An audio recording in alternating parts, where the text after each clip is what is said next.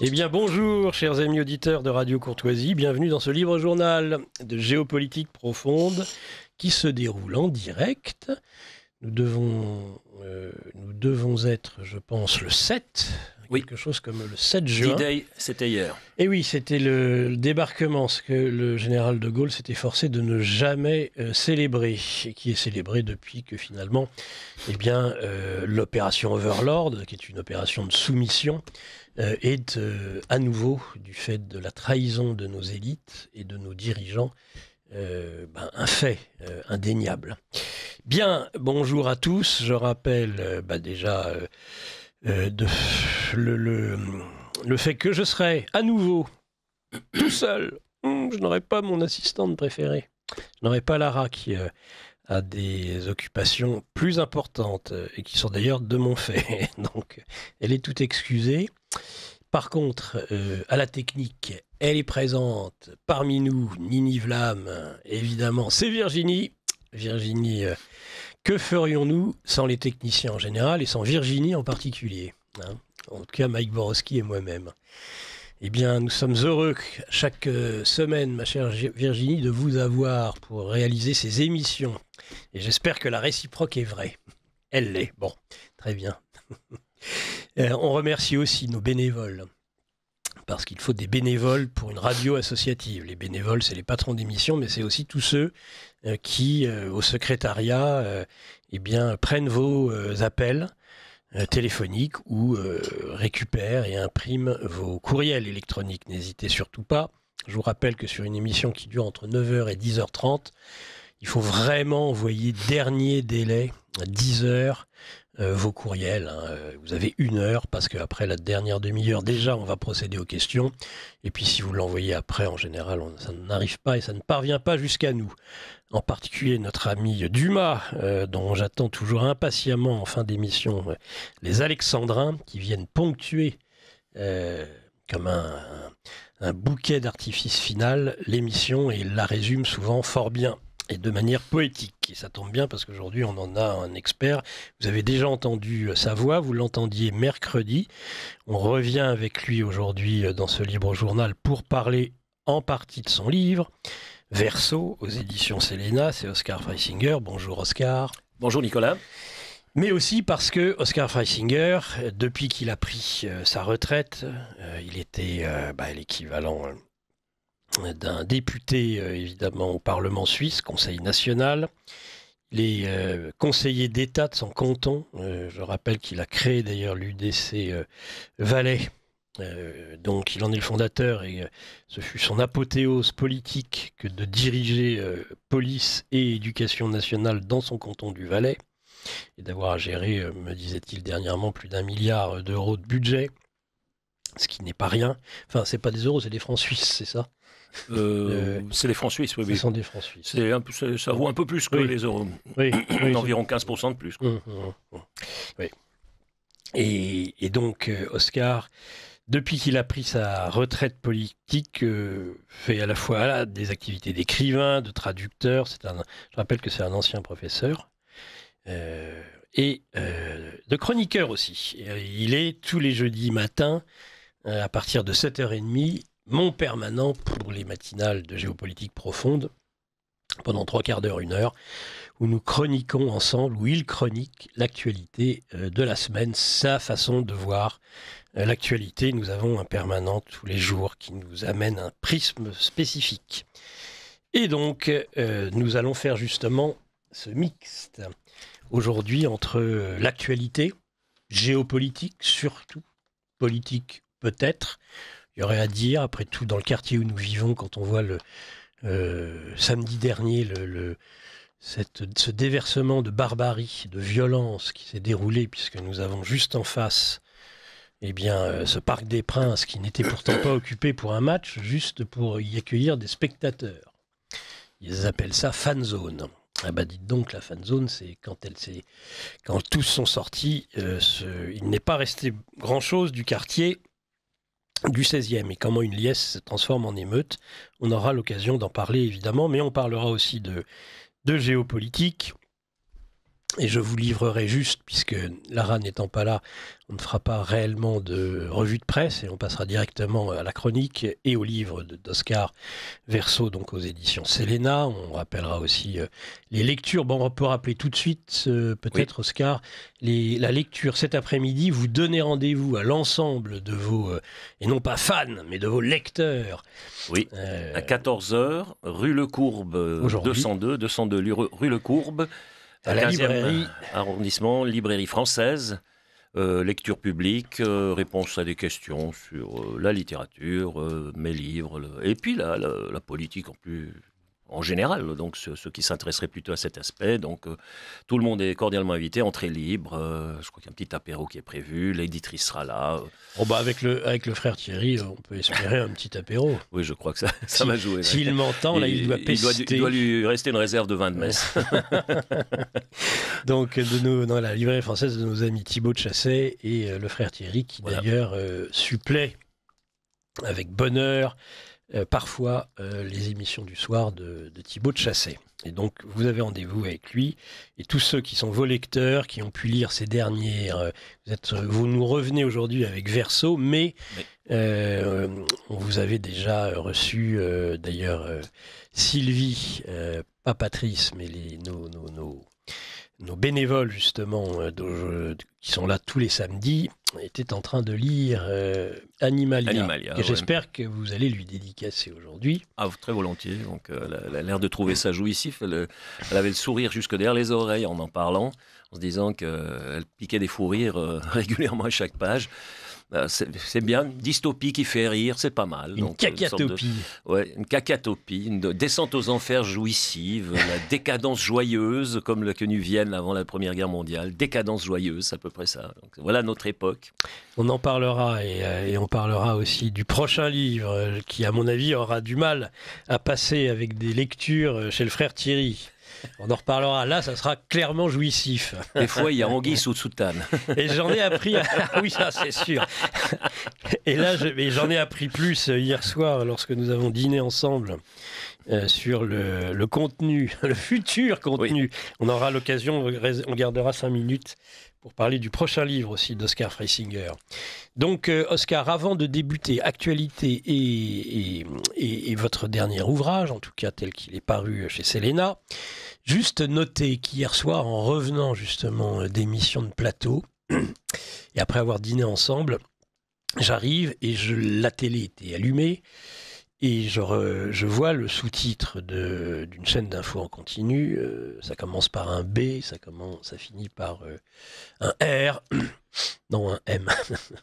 Ça se termine par un R si on y ajoute menteur. Mais et le sous-titre était est-ce que la Russie prépare la guerre nucléaire? Alors je me suis dit, qu'est-ce qui s'est passé? Est-ce qu'il y a eu enfin cette réaction de Poutine? Mais pensez-vous, rien du tout. À part, on avait un général qui avait un peu dont je ne donnerai pas le nom, mais qui avait un peu la moumoute de travers, qui zozote. Vous me permettez de résumer la politique des élites européennes actuelles, et c'est exactement ce genre de phénomène. Vous allez dire l'inversion accusatoire? Non. Non, ils veulent avoir la peur et l'argent de la peur. Je crois que tout est dit dans cette formule. La peur et l'argent de la peur, c'est rien que ça. Regardez bien, c'est un mécanisme récurrent. C'est toujours la même chose dans tous les systèmes qui se sentent menacés, les pouvoirs qui se sentent remis en question, vont vers un certain totalitarisme, même si c'est un totalitarisme soft, on pourrait l'appeler ça comme ça, si on veut. Il devient de moins en moins soft, mais enfin, pour le moment, il est encore relativement soft si on compare au goulag. Mais par contre, la peur, créer un ennemi qui est diabolisé, qui fait peur, et ça légitime ensuite qu'on fasse plein d'entorses à la démocratie, parce que vous comprenez, c'est l'urgence. Hein. La guerre menace, l'ennemi est à nos portes, les loups sont prêts d'entrer dans Paris, porte de Clichy, etc., par ici ou par... Je vous rappelle la fameuse chanson. Donc c'est toujours cette... C'est lassant parce qu'au fond, ça fonctionne chaque fois. Ça fonctionne alors que c'est tellement répétitif. Et c'est là qu'on voit combien les êtres humains apprennent peu de l'histoire. Et comme il est important d'étudier l'histoire. Alors s'ils apprennent peu de l'histoire, ils apprennent peu du fait que ça peut se terminer quand même en guerre, tout ça.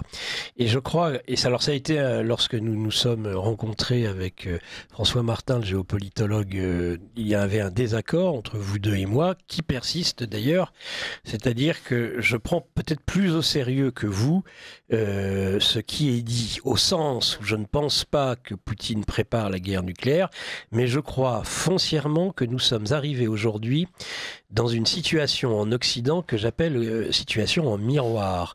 Dans la situation en miroir, vous avez l'inversion de tout.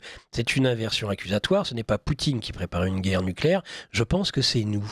Je le pense sincèrement et je relance et je relancerai aussi longtemps que je le pourrai ce cri d'alarme et cette alerte, même si on va me reprocher, et je le sais, de dire que j'entretiens la peur par là même. Mais je pense, et que je crie au loup tel Pierre, et que lorsque ça arrivera, eh bien plus personne ne le croira. Je ne donne pas de date, je vous dis qu'il prépare la guerre, et que je pense que ce qu'il s'est passé dimanche dernier, cette attaque sur les bombardiers stratégiques russes un peu partout, dont on sait pertinemment, et c'est uniquement en matière de propagande et d'opinion publique que ces gens mentent, mais tout le monde sait, dans le brouillard de la guerre, croyez-moi, on est dans la pénombre, on n'est pas dans la nuit noire, et les Russes savent très bien qui sont à l'origine de ces attaques, que ce ne sont certainement pas les Ukrainiens, ce sont tous ceux qui sont derrière, que ce soit le MI6, peut-être même la CIA, peut-être on se demande si les Français n'auraient pas été engagés dans ces attaques.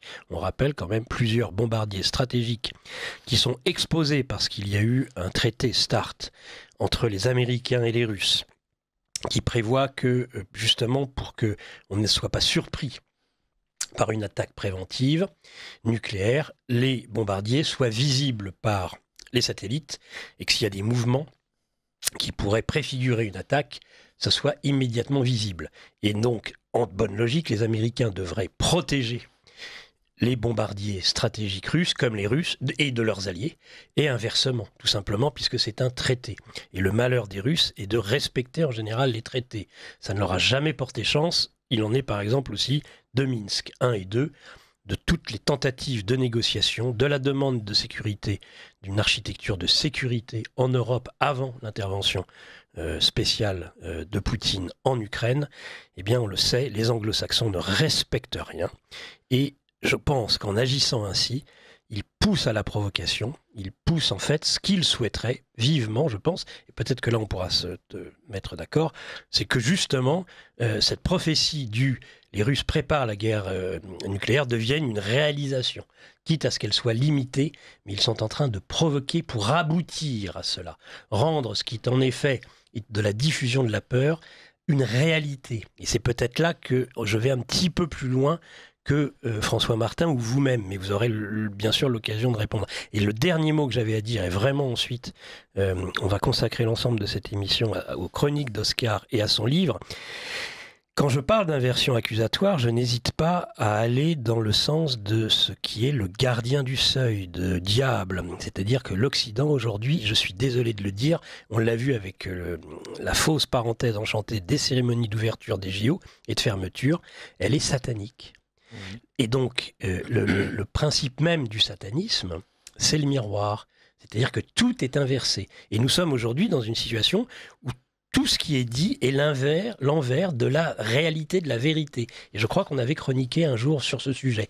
Et ça, c'est typique de la pensée dans un miroir. On nous a mis comme dans un miroir. Les opinions publiques, on déverse systématiquement le mensonge au sens où il est vraiment l'envers de la vérité actuellement. Ce ne sont même plus des mensonges par omission. C'est du mensonge tout court.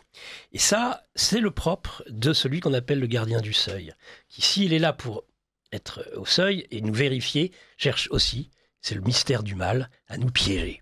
Selon moi. Voilà. Et selon mes maîtres. L'analyse est très exhaustive, elle est juste sur plein d'éléments, sauf sur cette crainte de voir cette guerre nucléaire. Et je vais vous j'ai un argument implacable à contre. Même limité ? Parce que même limité, il y a des plans, parce que le premier qui envoie l'atome a perdu, donc même limité. Mais pourquoi ? Je n'ai pas besoin d'argumenter longuement. La réponse est très brève. Oui. c'est que je suis très rassuré actuellement parce qu'ils parlent tous de guerre. Le jour, ils parleront tous de paix, je m'inquiéterai. Maintenant, ils parlent tous de guerre. Tant que tu parles de guerre, tu ne la fais pas. Quand tu commences à parler de paix, tu finis par faire la guerre. Quel était le politicien dans la Deuxième Guerre mondiale qui a le plus souvent utilisé le mot paix dans ses discours? C'était Adolf Hitler. C'est prouvé statistiquement. Ils ont pris tous les discours des quelques années qui ont précédé. Ils ont vu qu'il n'y en a pas un qui a pris autant le mot paix dans sa bouche qu'Adolf Hitler avant 1939. Et nous, on ne dit pas toujours paix. On n'est pas système. Les Ici, Européens ils ne parlent disent que pas de guerre maintenant. Regardez le discours de Merz, c'est que la guerre à la Russie. Macron, c'est tout du bellicisme. Starmer, toute l'équipe, ils ont que le mot guerre, guerre, guerre, guerre. Oui, mais donc, paix par la force. Oui, mais un chien qui aboie ne mord pas. Ouais, mais... Un chien qui aboie ne mord pas. Ils n'ont pas les dents pour mordre. Ils n'ont pas les dents. Ils savent très très bien ce qu'il y a en face. Ils sont pas complètement cons. C'est juste pour utiliser les Russes et les méchants pour régler leurs problèmes internes parce qu'ils sentent qu'ils commencent à être submergés, qu'ils ne contrôlent plus rien. Il y a maintenant Geert Wilders qui a fait péter le gouvernement hollandais. Et s'il prend le pouvoir là-bas, ça change tout. En Pologne, ce qui s'est passé. En Roumanie, ils ont encore réussi, mais avec des moyens tellement visibles et tellement absurdes à empêcher Georgescu d'arriver au pouvoir que toute l'Europe a vu et tout le monde commence à comprendre que cette Europe-là n'a plus rien de démocratique. Van der Leyen est en guerre ouverte contre Meloni. Meloni est en train de prendre le dessus. Je vous jure, c'est uniquement par rapport à la politique intérieure de l'Union européenne. Ça n'a rien à voir avec l'Ukraine. Ils en ont rien à foutre de l'Ukraine. Rien du tout. Mais l'Ukraine, c'est le dernier de leurs soucis. Parce que sinon, on n'enverrait pas tous les jours 1000 Ukrainiens se faire trucider. Donc, ça les intéresse même pas. Ils n'ont pas d'autre choix que la guerre, Oscar. Sinon, ouais, mais ils ont en face d'eux un joueur d'échecs, ils ont en face d'eux la réincarnation de Kutuzov. Poutine ne se laisse pas provoquer. Il est d'une incroyable... D'ailleurs, regardez bien la réaction de Trump. Il a tout de suite téléphoné, lui, à Poutine, pour lui dire, écoute, je suis un peu embêté, enfin non, mais je n'étais pas informé, bon, on ne sait pas trop, hein. Mais il a tout de suite essayé de calmer le jeu. Pendant 2 jours, un silence assourdissant sur tout le social, alors que lui, d'habitude, il a toujours la gueule ouverte pour commenter tout et n'importe quoi. Là, oups, gros silence. Il s'est dit, merde, là, on commence à être mal. Il tente un découplage. Il est vrai que Trump tente un découplage, que ce soit d'ailleurs avec Israël au Proche-Orient, enfin avec Netanyahou, plus qu'Israël. Et avec les bellicistes, les nationalistes intégristes, intégraux, que peuvent être Zelensky et la bande, entre autres, des chevaliers de l'Apocalypse, dont l'un est une femme, qui est Van der Leyen, mais sinon vous avez en effet les 3 du train, Kiev, Starmer, le bon sens Merz, finira par l'emporter. Le bon sens, c'est qu'il y a un accord entre les Américains et les Iraniens qui casse les ailes à Netanyahou et son désir de faire une guerre à l'Iran. Il y aura un accord sous l'égide des Russes, qui sont fiables quand ils disent, ils l'ont déjà fait une fois, ils mettront la matière nucléaire, l'enrichissement de l'uranium et le plutonium en Russie, et il ne sera utilisé qu'à des fins civiles, et les Russes seront garants, et eux, on peut compter dessus, ils se tiennent à leurs accords. D'ailleurs, l'accord START, ils l'ont dénoncé en 23, ils s'y tiennent toujours, même s'ils l'ont dénoncé. Donc ils tiennent même les accords qu'ils ont dénoncés. Donc vous voyez à quel point ces gens-là sont fiables au niveau de leur parole. Et donc là, ça réglerait pas mal le problème, parce que là, Netanyahou est très fragilisé, parce que lui, il ne tient aussi que par la guerre. Il ne tient que par ça. Si la guerre s'arrête, Netanyahou est balayé, son équipe de malades, ils sont balayés. Donc, il y a une solution. Elle est là, elle tend les bras à Trump. J'espère qu'il aura cette intelligence. Mais vu que c'est un homme d'affaires et qu'il veut faire du business et que ça commence à l'empêcher dans le business, je pense qu'il va le faire. Et au niveau de l'Ukraine, c'est très simple. Bon, il va arrêter de livrer des armes, gentiment, sans qu'on s'en aperçoive trop. Il sort par la porte de derrière, il laisse les Européens dans leur gesticulation, parce que tout ce que proposent et promettent les Européens, mais ils n'ont pas le centième des moyens de ce qu'ils disent. Donc c'est vraiment, je vous dis, c'est un chien édenté qui aboie. Ils n'ont pas les moyens. Mais est-ce que vous n'avez pas vu que la position des élites, enfin de l'Occident aujourd'hui, son idéologie est une idéologie victimaire et qu'ils recherchent, comme dans le triangle de Karpman, vous savez ce triangle de Karpman, c'est-à-dire que le pervers réussit à être avec le temps et dans le temps aux 3 sommets du triangle. D'abord, il est le responsable, le provocateur. Ensuite, il est la victime. Et en 3, il est le sauveur. Et c'est ce que je pense être le plan diabolique, c'est-à-dire que l'objectif n'est pas de gagner cette guerre, c'est juste de dégrader à ce point l'image de ce qui est leur contraire. Parce que la Russie de Poutine, c'est le contraire de cet Occident décadent. Absolument. Eh bien, la victoire du diable, c'est quand je commence à utiliser les moyens du diable pour triompher. On est d'accord, mais c'est exactement ça. Oui, mais Poutine ne fera pas ça. Il ne le fait pas. Il ne le fera pas. Je vous jure, comme je connais cet homme, et j'ai lu ses discours... Il ne faut jamais se porter à ce point garant de l'autre. J'ai lu des discours de lui. Ça fait des années, j'ai lu le bouquin de très bon bouquin d'ailleurs d'Yvan Blot sur la Russie de Poutine, etc. Ouais. Ça avait été une révélation ce livre, parce que c'est vraiment plus que de la géopolitique, c'est de la philosophie. Tout le monde répète la même chose aujourd'hui, mais il est vrai qu'il a été totalement précurseur, Yvan Blot, sur ce Absolument, absolument. Et Poutine n'actionnera pas l'arme atomique le premier. Et les autres en face, ils savent très très bien que s'ils le font, c'est fini, c'est terminé. Ils sont quand même pas fous. Vous croyez que Macron, il a envie... Il a quand même changé sa doctrine, Poutine. Oui, mais... Ils peuvent frapper préventivement. Oui, mais vous avez vu qu'il s'y est pas tenu.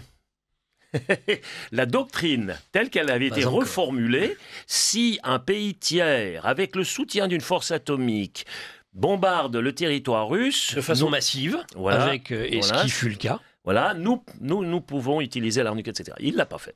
Il ne le fait pas.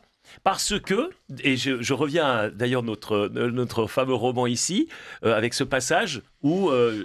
Alors, vous voulez tout de suite lire un passage oui, pour argumenter vos développements. L'esprit je rappelle, Oscar Freisinger, Verso, aux éditions Séléna, lecture au 202 rue Le Courbe. Non, c'est pas 202. 202, si. 202 rue Le Courbe. Oui. Il nous écoute, je suis sûr, là, il est en train de pester. Le frère Thierry, à 14h, eh bien, il y a cette lecture publique. Voilà, effectivement. Et juste avant, si vous le voulez bien, parce que j'aurais pas mon quatrain, et on me l'a glissé, je ne l'avais pas vu, Michel, donc, ne sera pas là aujourd'hui pour son habituel quatrain du samedi matin. J'en suis bien désolé. Il est allé à Chartres. Il vous embrasse tous. Alors, il est allé à Chartres, on en reparlera de Chartres. Voilà. Les fous de Dieu sont enchaînés comme des chiens au Coran qu'ils savent pourtant à peine lire, des liens invisibles les retiennent captifs. Ils ne veulent pas seulement presser leur propre vie, mais le monde entier dans les lettres sacrées jusqu'à ce que celle-ci soit tellement comprimée qu'elle se fige. Le désert leur pose cependant un problème supplémentaire. En essayant de le faire entrer dans les concepts abstraits, il ne crée pas l'immensité mais le vide, car l'éternité se retrouve piégée par le temps et finit par s'effriter et s'écouler comme le sable dans un sablier. Voilà pourquoi je me méfie des écrits. Ils peuvent être trop facilement détachés de l'esprit qui les habite. Les symboles ont tendance à se rendre indépendants des humains et à servir la mort plutôt que la vie. Dès que la souffrance de la créature tourmentée n'humanise plus les symboles et que l'homme se laisse dominer par eux, il devient étranger à lui-même. Et Poutine, il est vraiment dans cette logique de l'esprit qui prime sur la lettre. Prime sur la lettre. Et on le voit dans les accords, il y a plein de situations qu'il a vécues ces dernières années où même moi, franchement, je reconnais que j'aurais pas eu sa sagesse. À un moment donné, tu dis putain, mais non, je renvoie la claque là. J'y vais là. Attends, bing. Mais alors, pleine poire quoi. Et lui non. Parce que là, ça c'est une dimension qui est typiquement russe. Moi, je n'ai pas parce que je suis européen. Moi, ça peut être interprété comme une faiblesse dans la dissuasion nucléaire. Interprété mais c'est une très grande force. Et je vous rappelle Kutuzov en 1812, il ne livre pas, après Borodino, il ne livre pas bataille devant Moscou parce qu'il sait qu'il perdrait et l'armée et la capitale. Alors il va sacrifier la capitale pour sauver l'armée. Parce qu'il s'inscrit dans le temps long et il sait que le temps et l'espace aura raison de la grande armée. Et c'est exactement ce qui se passe et c'est exactement ce que fait Poutine. Il est à un moment où il s'approche du point où l'effritement de l'armée ukrainienne sera tel qu'il y aura des trous partout, comme dans le fromage Emmental suisse. Et à ce moment-là, c'est un peu l'armée allemande, disons, ce qui est arrivé à l'opération Bagration, qui était une des plus grandes opérations de la Deuxième Guerre mondiale, où les Russes ont pris un territoire absolument fou. Et ça, c'était vers 1944. Et après, c'est parti à volo. Donc, à partir de ce moment-là, il n'y a plus aucune chance pour que quoi que ce soit ne se modifie. Et on touche de ce point-là. On touche tous ce point-là. Et la notion de temps et d'espace d'un Russe, elle est liée à son pays, à son territoire. est tellement vaste, ce territoire. Eux n'ont pas besoin d'avoir des kilomètres carrés en plus. Ils ne cherchent pas de la terre, ils en ont tellement. Qu'est-ce qu'ils ont encore ramasser quelques kilomètres carrés quand ils en ont, je crois, 17 millions de kilomètres carrés. C'est le pays largement le plus vaste du monde. Donc, ce n'est pas ça qui les intéresse. Eux, ce qu'ils aimeraient simplement, c'est vivre en paix. Qu'on leur foute la paix. Et l'Occident a toujours eu, je ne sais pas pour quelle raison, cette tendance à vouloir aller casser du russe. C'est pas nouveau. Et ça s'est toujours fini en guerre. Ah, ça s'est toujours mal fini. Et je pense que vous parlez souvent avec François Martin des échecs, où vous parlez, vous, et comme Blot d'ailleurs, du judo, et de retourner l'énergie, c'est vrai. Mais sur les échecs, je vous rappelle qu'à certains moments, il y a des coups qui sont forcés. Et qu'on ne peut pas faire autrement que de jouer ainsi. Et que des personnes qui sont prêtes à aller déjà aussi loin qu'ils sont allés, je ne vois pas pourquoi ils n'iraient pas au-delà, puisqu'ils sont déjà dans leurs limites. Et avant de vous laisser réagir, un auditeur, ça me fait plaisir, qui va dans mon sens, dit « Je pense que Nicolas Stocker a raison et que la guerre nucléaire est possible. François Martin et Oscar Freisinger raisonnent rationnellement. Mais certains des acteurs en Occident sont tout sauf rationnels. Ce sont des millénaristes qui ne cherchent que la destruction. » Mais nous sommes ici dans une logique qui n'est plus dans la logique de confrontation directe telle qu'elle prévalait jusqu'à la Deuxième Guerre mondiale. On avait très peu de guerres proxy, ça existait quasiment pas ce concept. Ce concept a principalement commencé à exister à partir de la Deuxième Guerre mondiale, avec la guerre froide. Et puis les guerres de l'ombre après le 11 septembre. Hein. Mais pourquoi avec la guerre froide ? Parce que vous aviez deux blocs qui étaient tellement puissants qu'ils savaient qu'une confrontation directe amènerait à la destruction des deux. Donc, ils ont commencé à se battre par pays interposés en Afrique, en Amérique du Sud, un peu partout, hein, on a bien vu. Et ça a été inventé à ce moment-là. Et ici, nous sommes typiquement face à une guerre proxy du type de la proxy Corée. À cause du nucléaire, justement, mon cher Oscar. Justement. Mais ça restera du proxy. C'est-à-dire que ça ne sortira pas. Et ça ne tient plus. Quand vous avez des missiles Taurus, vous pouvez en parler 2 minutes, ou des attaques EMS, ou des Scalp Storm Shadow, personne ne croit et peut croire ou prétendre croire que ces missiles sont envoyés par les Kieviens, par les Ukrainiens. C'est une immense blague. Ils ont besoin des satellites occidentaux, ils ont besoin des servants occidentaux. C'est eux qui définissent même les cibles. Ouais, les Allemands, actuellement, ils font croire que c'est les Ukrainiens qui ont construit les Taurus sous licence allemande. Non, mais c'est complètement débile. Vous avez sorti ça, c'est une perle, ça. C'est une perle. Alors qu'en 3 semaines, ils ont sorti de terre un nouveau missile qui va toucher Moscou. Ça, c'est extraordinaire. Alors que ces missiles ont été livrés déjà il y a longtemps. Il y a environ 150 Taurus qui sont déjà en Ukraine depuis un certain moment, mais les Américains n'ont pas donné le feu vert. Et vous les appelez les missiles du groupe BlackRock. Oui, les missiles BlackRock. Parce que l'industrie qui fabrique ces missiles, il y a une forte participation de BlackRock, c'est ça ? Oui. Non, parce que Merz vient de chez BlackRock. Il est appelé dans les réseaux sociaux BlackRock Merz. C'est le nom qu'on lui donne. Et il est allé aux États-Unis pour avoir l'autorisation d'envoyer ses missiles. Trump ne lui a pas donné cette autorisation. Il ne va pas faire les sanctions qui seraient que des sanctions indirectes contre la Russie. On est bien d'accord, les sanctions... Le 18e paquet, mais qui n'aura peut-être jamais lieu parce que Trump ne veut pas s'associer. Chaque paquet de sanctions qu'il rajoute a moins de substance.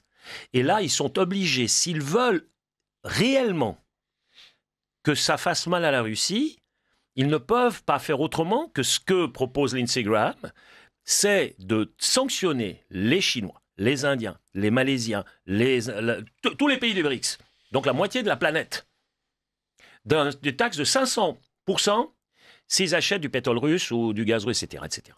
Et puis éventuellement de piquer les milliards aussi de la Banque centrale russe pour financer l'effort de guerre. Le problème, je ne pense pas qu'ils le feront parce que là, c'est la fin des banques occidentales. Mais ils savent que s'ils font cela, et là, Trump est suffisamment quand même, je veux dire, il a toute une vie derrière lui où il était dans les finances et l'économie, quand même, c'est son domaine. Il a quand même compris, il vient de tenter une guerre économique contre les Chinois, il a dû faire le pas de retrait, la queue entre les jambes, pour trouver une solution. Il est redescendu, vous avez vu comment ? Il ne va pas quand même recommencer le même exercice en remettant 500% d'amende sur les Chinois. Il ne va pas faire ça. Il vient de devoir faire le pas de retrait parce qu'il a compris que ça a augmenté l'inflation massivement aux États-Unis puis que c'était une balle dans le pied. Donc, ils ne le feront pas. pour des raisons, mais pas du tout humanitaires ou idéologiques ou quoi que ce soit, c'est juste pour des raisons économiques et financières. Ils ne peuvent pas se permettre de le faire, ils se tuent eux-mêmes économiquement. Moi, ce que je trouvais effarant, c'est les 4 pingouins européens, là, entre Starmer et Macron et Tusk. C'est pas possible, des choses pareilles. Je veux dire, la bêtise de ces gens-là, mais c'est abyssal. C'est pas possible qu'au XXIe siècle, dans une Europe qui a vécu tellement de mutations pour arriver au niveau où elle est arrivée, on est à la tête des pays les plus importants d'Europe, des débiles de ce genre-là. Je veux dire, ce vide intégral entre les deux oreilles, moi, j'ai jamais vu ça. Moi, ça me laisse sans voix. J'ai fait de la politique, j'étais dans un exécutif. Complètement. Oui. Et je sais ce que ça demande pour prendre des décisions sensibles. Moi, j'ai dû prendre des décisions extrêmement sensibles. Par exemple, des cas de pédophilie dans une école. Attention, c'est sensible parce que je peux détruire la vie d'un homme qui est peut-être innocent. Mais d'un autre côté, il faut protéger quand même les élèves. C'est pas facile. Vous avez intérêt à avoir un solide bagage éthique, moral et philosophique derrière pour essayer de séparer le faux grain de livret, etc., le grain de livret, et de prendre la bonne décision. Et là, on a des gens, attends, ils y vont, mais... Et après, quand on voit Lindsey Graham, Blumenthal et Merz, après la rencontre avec Trump, dans un bar, se fendre la gueule et s'amuser comme des petits fous, alors que ils sont assis sur un volcan qui, en raison de leur politique, il y a des milliers de gens qui meurent tous les jours en Ukraine, à Gaza et partout. Mais comment font ces gens-là? Qu'est-ce qu'ils ont? Ils ont quoi à la place de la tête et du cœur?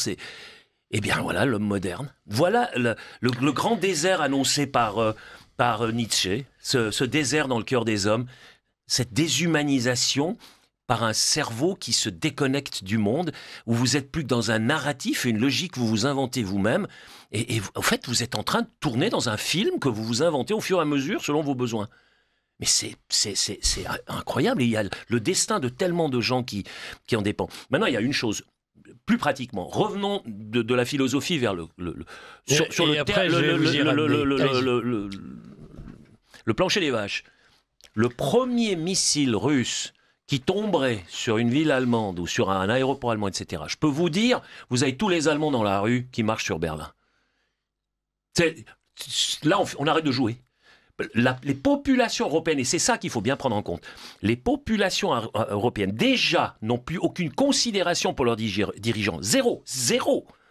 Si Macron, avec sa politique va-t-en-guerre, il provoque la destruction, je sais pas moi, de la base de Solenzara, par exemple, ou je ne sais quoi, ou le fameux plateau, là, dans le Massif central.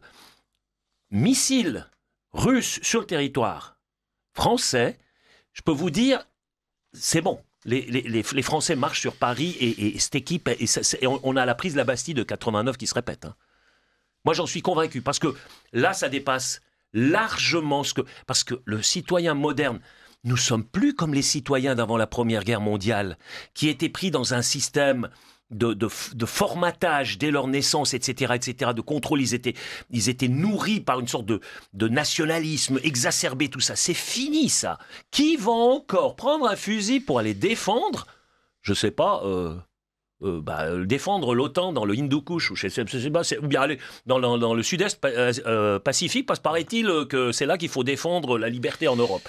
Donc, non, mais je veux dire, ça devient complètement débile et tellement hirsute, les gens ne feront plus ça. Parce qu'ils se rendent bien compte, maintenant de plus en plus de gens se rendent compte que cette guerre a été provoquée. Et qu'elle a été provoquée, alors, on sait très bien par qui. Justement, les auditeurs, l'unique responsable et coupable de cette guerre est l'Angleterre. Sans les agissements et manipulations de Londres, cette guerre eût été terminée depuis longtemps. Absolument. J'ai entendu dire que Zelensky disposait d'une garde rapprochée composée de militaires britanniques qui font donc écran et filtre de toutes ses décisions. Est-ce exact? Je le crains. Oui. Un auditeur, bonjour, les dirigeants européens détestent tellement les peuples qu'ils n'hésiteront pas à déclencher le feu nucléaire. Moi, je suis tout à fait d'accord avec ce que dit mais ils mourront eux aussi. Auditeur. Ils mourront eux aussi, parce que si le feu nucléaire se déclenche, eux ne pourront pas. Il n'y a pas de bunker assez profond et de protection assez forte pour les préserver. Ils jouent leur propre peau. Vous vous rendez compte, Oscar, que à l'arrivée à la Maison-Blanche, les équipes de Trump, ça a filtré même dans la grande presse, mais ça fut tu immédiatement, ont expliqué qu'ils avaient découvert un plan de l'entourage de Biden, de tout ce qu'on appelle l'État profond, les néoconservateurs, les bellicistes aux États-Unis, d'un plan permettant une guerre nucléaire limitée au théâtre européen. Et ça, c'est quelque chose qu'ils ont découvert. On sait aujourd'hui que ces néoconservateurs, que cette pieuvre tentaculaire est toujours en activité. Elle est en activité en Europe. On sait que Emmanuel Macron, pendant des mois et des mois, recevait ses ordres, soit avec le dernier, d'ailleurs, 6 juin, il y a eu une visite d'État de Biden avec des dizaines et des dizaines de conseillers, et qu'il y a eu une forte activité d'échanges entre les équipes Macron et les équipes Biden, que quelques semaines après, Macron est allé aux États-Unis, on ne sait même pas pourquoi, qu'il y a des échanges étonnants entre cette administration Biden et la France. Et moi, je crains que ce plan soit actif. Et que ce que nous voyons actuellement avec les attaques sur les bombardiers stratégiques soient les prémices de ce plan. Si ça n'est pas arrivé sous Biden, qui était totalement sous le contrôle, mais totalement sous le contrôle du Deep State, et qui n'avait même plus sa tête à lui, d'accord ? Si c'est pas arrivé là, à un moment où l'exécutif américain est d'une faiblesse abyssale, ça n'arrivera pas sous Trump, parce que lui, ce n'est pas un va-t-en-guerre, ce ne l'a jamais été. Ce n'est pas un va-t-en-guerre, il veut faire du business, il doit juste trouver un moyen... C'est l'inverse, Oscar. Ça permet justement, Trump est l'alibi de ces Américains, je ne suis pas d'accord. Parce que justement, il découple actuellement. Et c'est ce qui est recherché dans ce plan. Trump, il a un problème, c'est que ses financiers, il doit pouvoir leur garantir que sa politique de paix leur amènera autant d'argent que la politique de guerre qui était poursuivie par le Deep State et par Biden avant. Et je suis d'accord avec ce que vous dites. Et donc c'est ce qu'il est en train de faire. Et je pense qu'il a quand même c'est lui qui a le pouvoir déterminant pour aller à l'escalade suivante. Et là, alors c'est lui qui a accepté le bombardement, l'attaque des bombardiers stratégiques. Je pense que lui n'était pas informé. Je pense qu'honnêtement, lui n'était pas informé. C'est lui ou c'est pas lui ? C'est ce que Poutine vraisemblablement lui a dit au téléphone. Maintenant, tu prends en charge tes types et tu mets un peu de discipline là-dedans. Alors, je souhaite toujours cela. Maintenant, je ne suis pas prophète, je n'ai pas la science infuse, je peux me tromper, mais comment vous te dire, je sens quand même... Vous savez, on a l'intelligence du cortex, la conscience, etc. Puis on a cette autre intelligence qu'on pourrait appeler le sixième sens, l'instinct, je ne sais pas quoi, quelque chose en nous qui nous dit ça va dans un sens ou dans un autre. Et moi, là, pour le moment, il parle trop de guerre pour la faire. Il parle tout simplement trop de guerre. Et si tout le monde maintenant était en train de prôner la paix, je m'inquiéterais beaucoup plus. Mais je vous jure, c'est un signal qui est quand même... Vous savez, c'est ces fameux signaux indirects. On a bien ça chez Freud, n'est-ce pas ? En soi, les symptômes. Mais oui, parce que le gars qui menace 10, 20, 30 fois de se suicider, ne se suicide pas. Celui qui se suicide, il n'en parle pas. Et tout à coup, il est loin. Et là, c'est carrément un suicide collectif. Donc, ils en parlent trop. Ils en parlent trop. Tant qu'ils parlent, tant qu'ils disent on va la guerre, on va la casser la figure, on va ci, on va ça. Oui, c'est bon, ça cause. Donc c'est pas trop inquiétant. Le jour où tout à coup c'est le silence et on dit ah non, nous allons maintenant œuvrer pour la paix, tout le bordel. Alors là je commencerai à me dire que peut-être vous avez raison et que ça risque de péter très fort. Bonjour à tous les travailleurs et tous les bénévoles. D'une part, on peut imaginer que certains veuillent essayer de voir ce que donnerait une guerre nucléaire. D'autre part, pour Macron, une guerre fait oublier la dette comme dans les années 30 contre l'Allemagne. Pour la crise. Je vous propose de nous laisser là pour l'instant dans ces polémiques. On se retrouve tous les jeudis à partir de 7h30 avec Oscar Freisinger dans la matinale. On saura dans quelques mois qui a eu raison. Le temps est toujours juge de paix. Ça c'est sûr. On est bien d'accord. Oscar, de partir du livre tout en disant peut-être encore quelque chose de l'actualité. Ce que l'on retrouve, et dont on retrouve aussi dans le livre justement la cacatopie Animalia, ce qui est avec 2 grandes parties finalement, et vous retrouvez un petit peu ça aussi dans Verseau, et qui est un fondamental, vraiment, dans votre pensée, et qui est un marqueur de votre pensée, Oscar Freisinger, c'est que vous considérez que la déchéance est toujours un fait collectif et que le salut est toujours quelque chose d'individuel. Oui. Ça regroupe et ça recoupe. On rappelle, premier jour, deuxième jour, troisième jour pour Verseau, totalement la Genèse où l'Adam est collectif, l'Adam, et que le salut, il nous revient ensuite, après la chute, pour revenir vers l'un. Est-ce que vous pouvez nous expliquer, par exemple, que cette déchéance est collective au niveau de l'Occident? Vous avez vu, là, nous sommes dans le 16e arrondissement de Paris, et cette espèce de barbarie qui s'est déroulée suite à un match de football, et pas seulement à Paris, montre justement quand même une déchéance nationale. C'est une honteuse déchéance nationale que de voir ça dans le 16e arrondissement de Paris, ou voir ça en France. Ah, c'est un fait, à mon avis, ce qui s'est passé là, c'est métaphysique. C'est vraiment... je vais vous expliquer pourquoi. Parce que d'habitude, quand il y a des manifestations, c'est autour du terrain de football où la partie qu'on défendait a perdu. Donc on manifestait pour ou contre quelque chose, mais enfin, il y avait une raison à la manifestation. Ici, on est dans un stade vide. Il n'y a rien. On manifeste autour du vide. Donc cette manifestation n'a aucun sens. Elle n'a aucune raison. C'est manifester pour manifester. C'est les formes qui s'érigent en contenu. Non, mais c'est extraordinaire du point de vue philosophique. Donc on en est là. On casse tout pour tout casser, simplement, comme ça, voilà. Parce que faut tout casser, on s'en fout. Il n'y a pas de raison, non. Mais le PSG a gagné, oui, bon, on casse quand même. Donc, non, mais vous imaginez où on en est arrivé. Mais c'est au-delà de... Donc, quand le type, il a encore une raison de manifester, parce que, bon, il finit par en avoir ras-le-bol d'être taxé, surtaxé par l'État, puis qu'il prend ses tracteurs pour aller sur... Mais là, il y a une raison, il y a un sens, il y a quelque chose qui... C'est une direction, on va dans... Là, non, il n'y a plus rien. Les gars, ils ne savent même pas pourquoi ils sont là. Moi, j'ai vu, là, ils démontent les sémaphores, ils pètent les vitres dans les arrêts de bus, et ils y vont avec... Ils brûlent les voitures. Alors là, tout à coup, les gars, ils ont du muscle. Hein. Ils développent une énergie. Imaginez si toute cette énergie, par une éducation correcte, avait été canalisée, que ça devenait une énergie constructive pour construire un pays meilleur et pour bénéficier au bien commun. Imaginez tout ce qu'on pourrait faire avec ça. Alors là, non, vous avez tous les comment dire, les racailles du coin qui sont réunis, et toute cette énergie perdue dans le vide le plus absolu. Il y a beaucoup de primo-délinquants aussi. Hein. Il n'y a pas que de la racaille. Hein. Oui, il y a des délinquants, il y a des branlafats, comme nous en Suisse. En Suisse, on dit les branlafats. C'est les gars qui foutent rien, que faire chier tout le monde. Voilà. C'est les branlafats. J'aime bien l'expression. Oui, c'est bon. C'est vraiment très local en Valais, on appelle ça les branlafats. Oscar, on continue tout de suite après ce très court bobino, si tu veux bien. Nous sommes avec Oscar Freisinger. Nous avons développé l'actualité dans cette première partie et nous allons petit à petit maintenant vers Verseau aux éditions Séléna. Oscar Freisinger, lecture au 202 rue Lecourbe, librairie française, à partir de 14h cet après-midi. Venez nombreux pour la séance de signature et pour les lectures.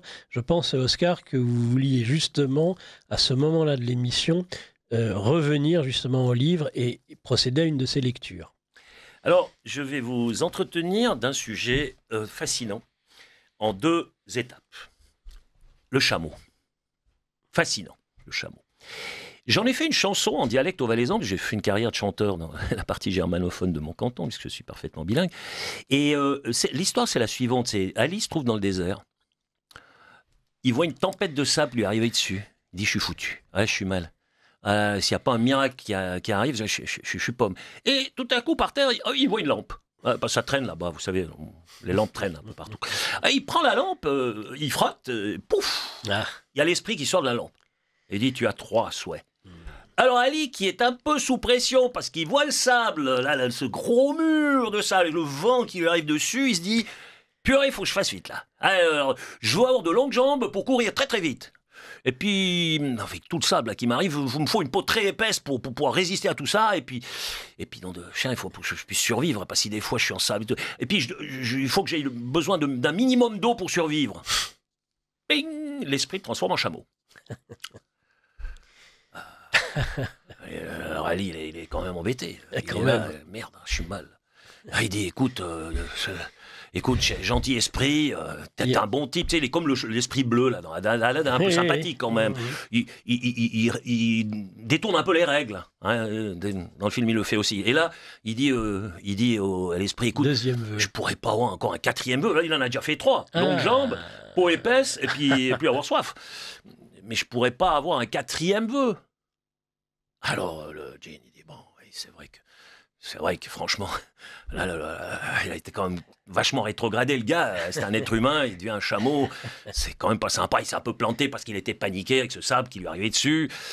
Allez, soyons sympas. Ok, t'as un 4e vœu. Et c'est là que le chameau, il fait, je veux que le monde entier devienne un désert. Pour que la domination de l'homme sur cette planète cesse. Et depuis ce jour-là, il n'y a plus que des chameaux qui gouvernent. Eh ben, ça, c'est une histoire que j'ai inventée et que j'ai formulée en chanson. Ça, c'est le côté... Bon, parce qu'on dit... c'est pas traductible, par exemple, en anglais. Mais par contre, en allemand, ça va très, très bien. Mais en français, c'est parfait. Donc, il n'y a plus que les chameaux qui gouvernent. Donc, plutôt... Alors, tu sais qu'il y a énormément de questions. Hein, ça a beaucoup fait réagir, tout ça. Vas-y. Plutôt que de redevenir humain, il préfère transformer la planète en désert pour maintenir le pouvoir, son pouvoir, lui en tant que chameau, prendre le pouvoir sur quoi? Sur le désert, sur le vide. Et donc c'est assez fabuleux comme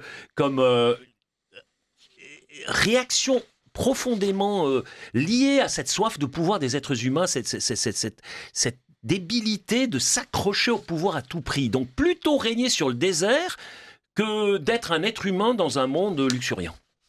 Et on a ça. Par contre, le chameau réel dans le désert, c'est tout à fait autre chose. Et il y a là un chapitre qui est très, très, très intéressant parce que c'est toute une philosophie autour du chameau.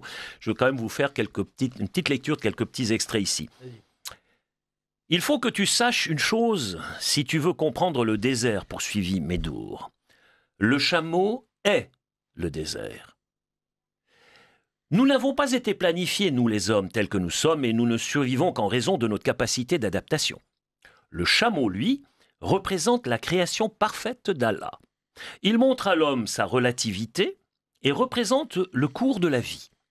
Le croyant connaît au mieux les 99 noms d'Allah. Le chameau, lui, est seul à connaître le 100e. À cette explication, je dus à nouveau sourire. Pourtant, je perçus une vérité profonde derrière tout cela.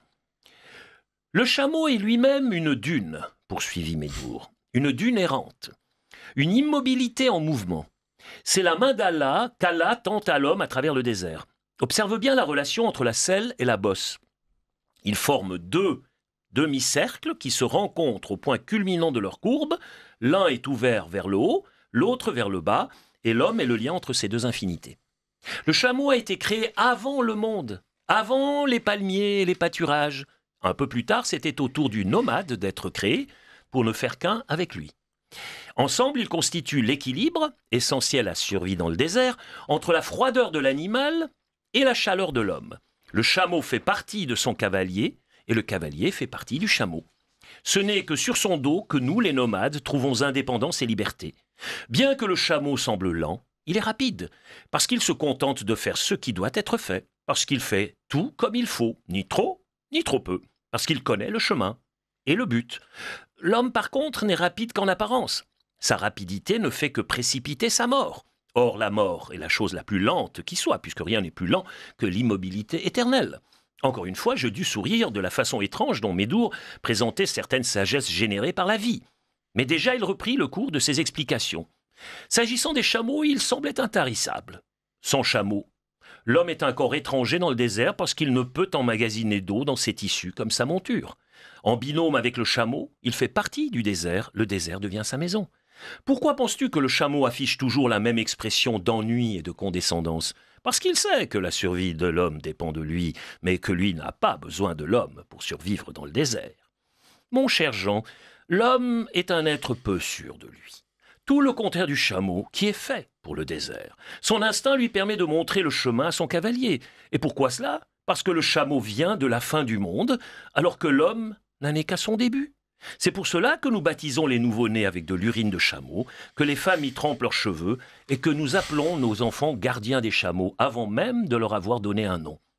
Après une longue pause, il ajouta « Alhamdoulilah, le balancement du chameau est le souffle d'Allah traversant la chaleur du désert. » Le silence qui se fit après ces paroles semblait habité par la rumination silencieuse des chameaux célestes.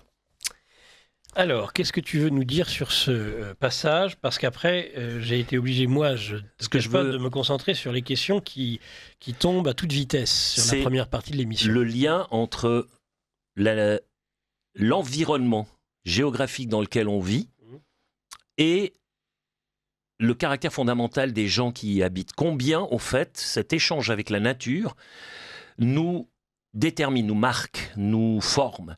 Je prends un esquimau. Un esquimau, par exemple, dans son vocabulaire, pour désigner la neige, je crois qu'il a une quarantaine de mots pour les différents types de neige, parce que c'est essentiel à sa survie. Donc, il ne va pas utiliser des périphrases et tout ça, il a des termes spécifiques pour chaque état, chaque nuance de neige, parce que c'est essentiel pour lui.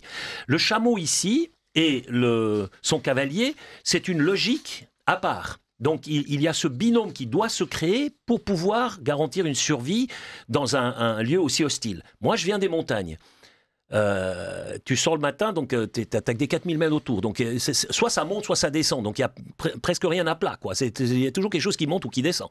Il y a toujours des cailloux qui descendent de la montagne. On vient d'avoir un village qui a été submergé par une coulée de gravats et de boue et de glace, quoi. Donc on a ces phénomènes.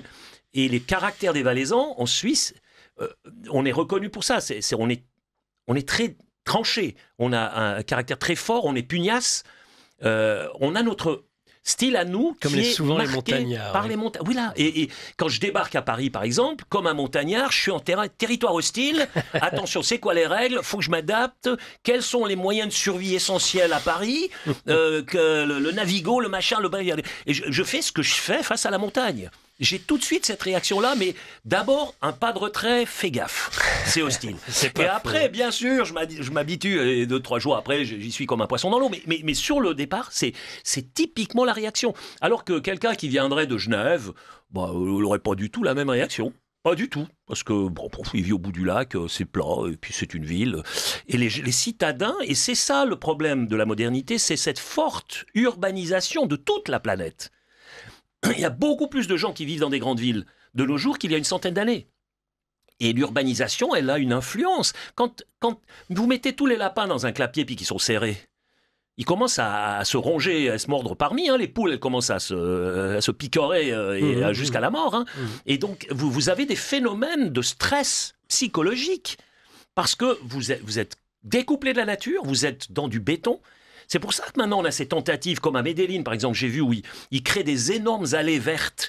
Ils essayent de ramener la nature dans la ville. Ah, alors là l'écologie, je suis d'accord. Ouais. Ah oui, alors là, ça c'est intelligent. Ça, oui. Là, je dis oui à l'écologie. Je ne suis pas principalement contre, mais quand c'est intelligent, parce que leur Green Deal à la con, là, c'est juste pour tirer l'argent de la poche des citoyens, c'est rien d'autre, quoi. On revient sur Verso et les éditions Selena d'Oscar Freisinger après une série de questions ou d'observations de nos auditeurs. Merci, messieurs, pour cette émission. J'apprécie beaucoup Oscar Freisinger, sa poésie et sa force patriote. Quant à Nicolas, surtout, ne changez pas d'un iota, vous défendez notre langue et la courtoisie de notre radio avec beaucoup de ténacité. Il en faut pour mener tous les bons combats dans ce bas monde. Bravo à tous les deux. Le plan de l'État profond états-unien démocrate, acceptant une guerre nucléaire à condition qu'elle n'ait rien qu'elle ne soit que sur le sol européen, a-t-il été publié dans la revue Géopolitique Profonde? Sinon, où peut-on la trouver? Ce ne sont que des brèves d'informations. Je sors cela d'informations. Je pourrais retrouver des liens d'hypertexte, par contre, sur les moteurs de recherche. Alors, après, vous avez... celle-là, j'adore. Merci, mon cher Jules, pour ces remarques. Allô, Radio Complot, vous avancez des affirmations sans aucune preuve. Et vous finissez, c'est là que j'aime beaucoup ce que dit ce monsieur, et vous finissez par dire l'inverse de ce que vous disiez il y a un mois ou plus. Continuez à nous suivre, mon cher Jules, avec cette constance, et vous verrez si dans un mois on change à nouveau. Ouais. En tout cas, ce quelque part, c'est l'hommage, je ne sais pas si c'est celui du vice à la vertu ou de la vertu au vice, mais vous me rendez hommage en disant que malgré le fait que nous soyons des complotistes, vous nous suivez. Continuez comme ça, c'est très Mais bien. alors c'est marrant parce qu'on est les deux complotistes. Oui. Où est le complot alors? Oui. Parce que moi je dis le contraire Oui. de toi. Mais ça doit être ça, à mon avis. Votre invité, Oscar Frasquet, est un peu naïf. Il ne se rend pas compte du degré de conformisme des Français, ce que je constate tous les jours à la machine à café. Si les Russes bombardent un site en Europe, vous aurez toutes les opinions publiques européennes contre les Russes. C'est déjà le cas. Il n'y a pas besoin de faire... Et là, une auditrice, Monsieur Freisinger, vous êtes génial. Ne ferez-vous pas des séances de dédicaces dans d'autres librairies parisiennes? D'après les ésotéristes, nous entrons dans l'ère du Verseau. Tiens, est-ce de là que vient le titre de votre dernier livre? Ben non, c'est parce que c'est le signe astral de cet homme qui s'appelle Verseau, parce qu'il verse de l'eau, parce qu'il traverse le désert avec son camion-citerne et il distribue de l'eau, il sauve des vies. C'est ça un peu son job. Et en plus, il s'appelle Jonas Brunner. Brunner qui veut dire fontaine, on pourrait dire, voilà. Jonas Fontaine, ce serait pas pour ça. Et puis Jonas, c'est parce que Médour, quand il voit pour la première fois arriver ce camion-là en inox, là, ce camion citerne, il dit ça me fait penser à une baleine échouée dans le désert. Et il y a qui c'est qui en sort? Jonas. Et oui, c'est exactement. En Suisse, la justice est-elle en tout point laxiste face à la racaille comme en France ou moins?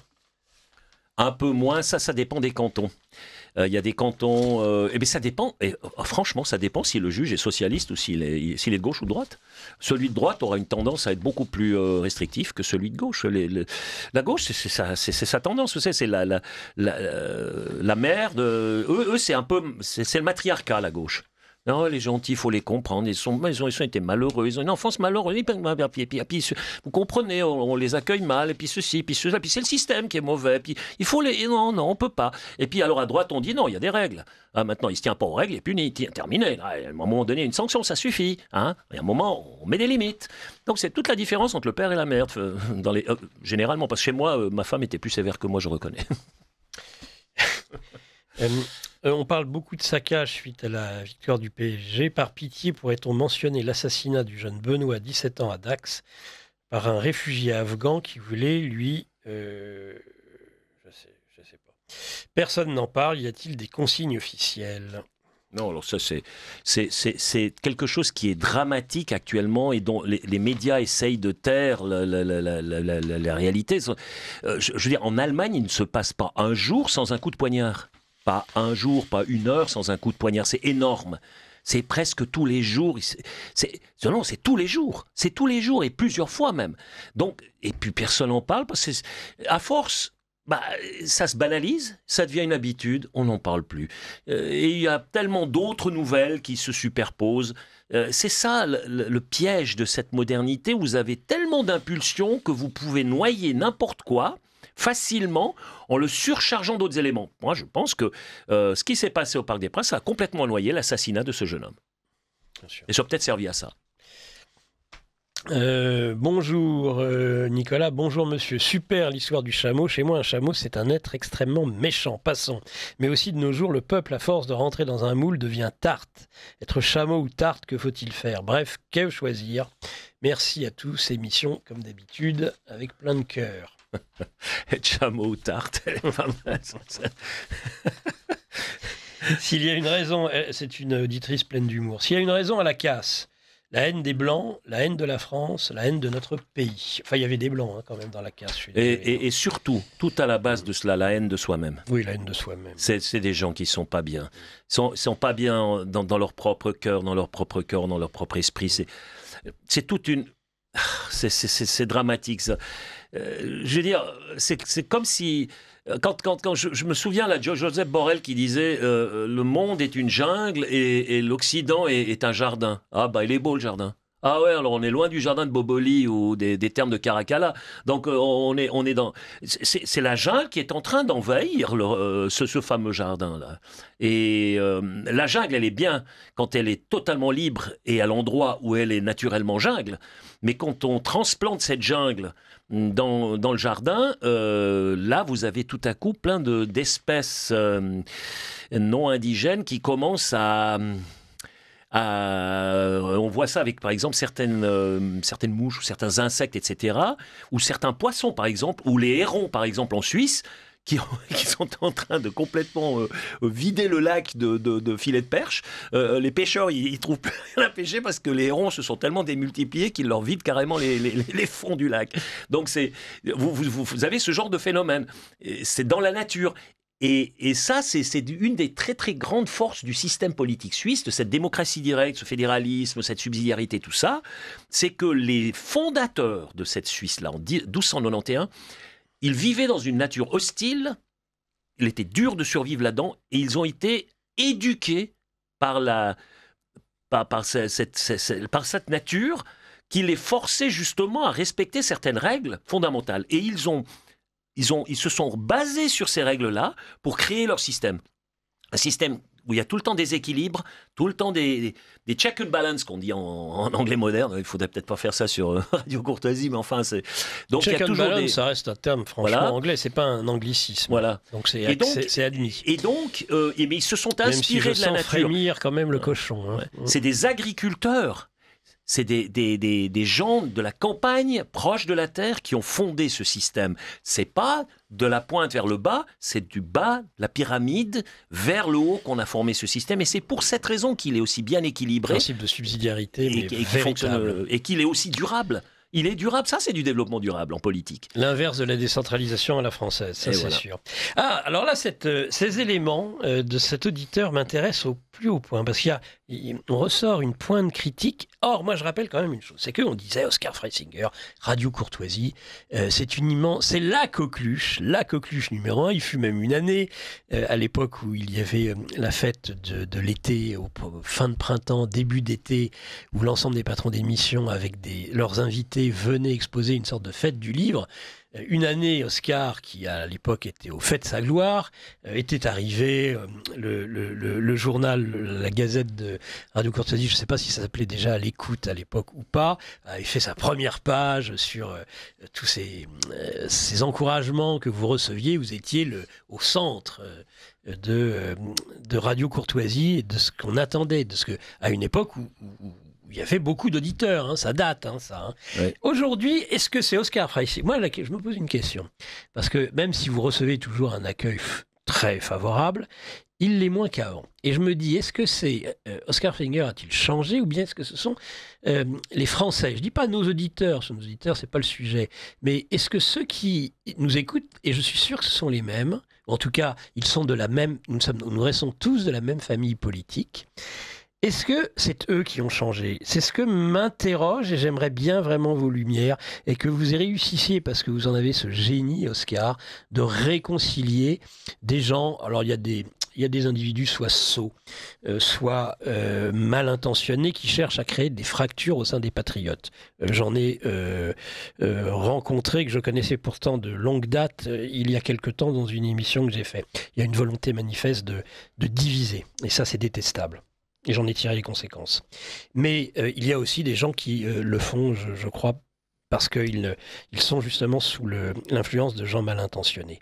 Ce monsieur dit « Destruction week-end, allez-vous faire comme France Inter, ou décrire la réalité, une des conséquences de l'immigration afro-arabo-musulmane. Ce fut court. » On vous reproche, vous qui êtes celui qui avait mis fin au minaret en Suisse, finalement de minorer comme une des causes de ce qui s'est passé le week-end dernier, l'immigration afro-arabo-musulmane.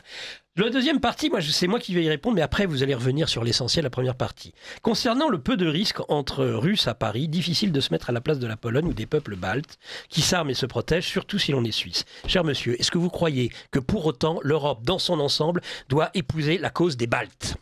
Pourquoi y a-t-il Madame Kaja Kallas, qui est vice-présidente? Pourquoi la logique de Madame van der Leyen, c'est celle justement des Baltes? On peut même plus parler des Polonais, puisqu'aujourd'hui a gagné en Pologne quelqu'un qui est complètement à l'opposé de ce que veut Donald Tusk. Est-ce que vraiment on va aller faire la guerre et surtout on va faire de l'Europe cette Europe des Baltes? Non, là votre raisonnement, très bien. Très bien que les Baltes s'arment. Est-ce que l'on doit pour autant nous engager dans des guerres et surtout nous laisser contrôler et que l'Union européenne soit contrôlée par cette infime minorité? Je dirais que la réponse vous l'a donnée. Et ça, je ne suis pas très heureux d'entendre ce genre de choses. Je crois qu'il y a une erreur logique dans ce que vous développez. Un petit argument en plus, là, pour soutenir ce que tu viens de dire. On s'aperçoit par exemple la Slovaquie, la Hongrie et la Géorgie, ils vivent en très très bonne entente avec les Russes. Simplement, ils n'ont pas de rapport hostile. Et les Roumains alors?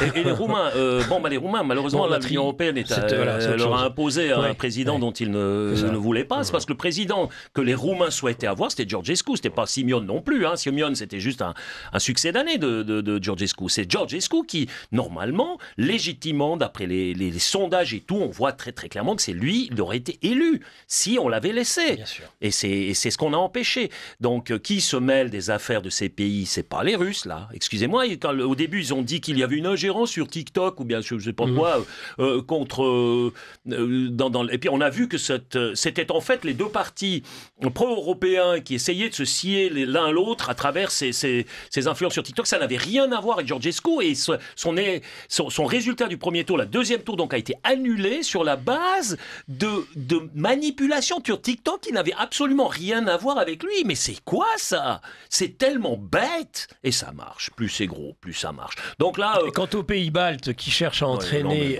l'Europe entière dans la guerre en faisant un blocus de la mer Baltique, ça aussi c'est... Alors, et là, la conclusion, et là je suis bien d'accord avec vous monsieur, mais justement tirez-en aussi la conclusion vous aussi. S'il est une leçon à tirer de l'histoire de l'humanité, c'est que l'humanité ne sait pas tirer la leçon de l'histoire. Ah oui, ça c'est parfaitement vrai. Mais c'était par rapport à la première partie. Voilà.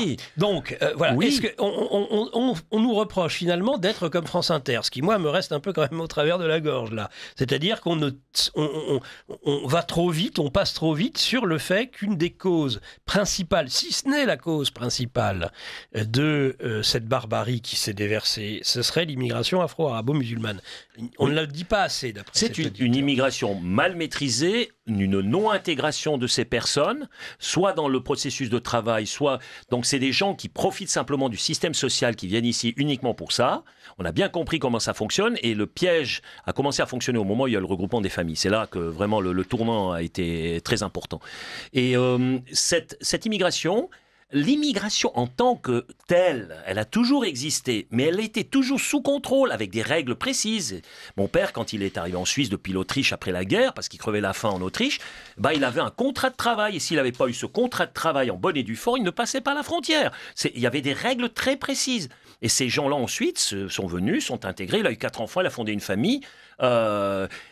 Et voilà, ça pose aucun problème. Par contre, ce qu'on fait venir là, c'est une masse de jeunes gens qui déjà étaient désœuvrés et ne foutaient rien en Afrique, parce qu'il faut bien dire une chose. Qui c'est qui travaille en Afrique? Excusez-moi, mais c'est les femmes. C'est les femmes qui font tout. Toute personne qui a eu affaire dans ces pays là-bas vous le confirmera. Si vous donnez l'argent au mec à la fin, s'il gagne un salaire, il faut encore qu'il le gagne, si on ne le donne pas à la femme, il va aux putes et il se cancre la rue jusqu'à ce qu'il ait plus un radis. Donc c'est la mort de la famille. Donc c'est les femmes qui tiennent le bateau là-bas. Tout en ce qu'on dit, et nous évitons évidemment toute généralisation. Non, mais c'est comme ça. On invite toute généralisation. Il y a des exceptions. Mais en gros, c'est malheureusement quand même le schéma. En gros. Et on voit, par exemple, le Rwanda est très très bien géré depuis qu'il y a eu ces fameux massacres. Pourquoi? Parce qu'il y a beaucoup d'hommes qui sont décédés, puis que c'est beaucoup de femmes qui ensuite ont accédé à des postes plus importants parce qu'il y avait un manque de personnel, qu'ils ont dû prendre des femmes. Et on s'aperçoit que tout à coup, ça se passe bien mieux. Donc, en Afrique, les femmes... Mais qui c'est qui vient en Europe? On nous dit c'est les forces de travail, Ah ouais, d'accord. Ouais, mais c'est, ouais. mais on les a vus les forces de travail. On les a vus à l'œuvre au Parc des Princes. Ouais, mais alors là, à mon avis, c'est un des éléments, c'est pas le seul. Non, mais c'est un des éléments. Là, ces types-là, à mon avis, on aurait posé la question à ces gens-là, pourquoi ils cassaient tout? Ils n'auraient même pas su répondre. Et ils ont regardé avec un grand sourire, parce que on se fend la gueule, hein, c'est super, on va tout casser là. Oui, mais monsieur, vous avez une motivation, vous exigez quelque chose, vous vous opposez à quelque chose. Bon non, fais chier, c'est ma faute là, regarde, ces 3 couleurs là, ça m'emmerde, quoi, je vais le casser. Voilà, non, on en est à ce niveau-là, donc vous voyez, je ne surestime pas non plus, disons, les motivations doctrinales de ces gens-là pour faire ce qu'ils ont fait. Donc alors à aucun moment, hein, je fais cette erreur. Donc c'est tellement stupide et au premier degré, mais ça montre quand même le manque d'éducation. Alors ça c'est clair. Donc il y a là quelque chose qui ne fonctionne pas dans la manière. Et ça, c'est aussi, on peut dire que vous savez qu'en Algérie, il y a un grand nombre de Français qui ont le passeport français, parce que les femmes viennent accoucher en France et puis après elles retournent en Algérie, mais le gars, il a le passeport. Il a le passeport, il est français. Donc il a vécu toute sa vie en Algérie. Mais c'est quoi cette manière de faire? Mais ça, c'est voulu. C'est bien. Je veux dire, je suis obligé de citer Renaud Camus. Il a raison avec son grand remplacement. Je veux dire, c'est planifié. Voilà, vous rassurez vos supporters. Mais oui, non, mais enfin, il voit juste. Moi, je l'ai rencontré. Il était en Valais. J'ai eu l'occasion de l'inviter à mon chalet. Mais il a raison sur ce point-là. Mais ce qu'on a pu vilipender ce type, ce qu'on a pu le massacrer, le descendre, alors qu'il argumente très très bien, très logiquement.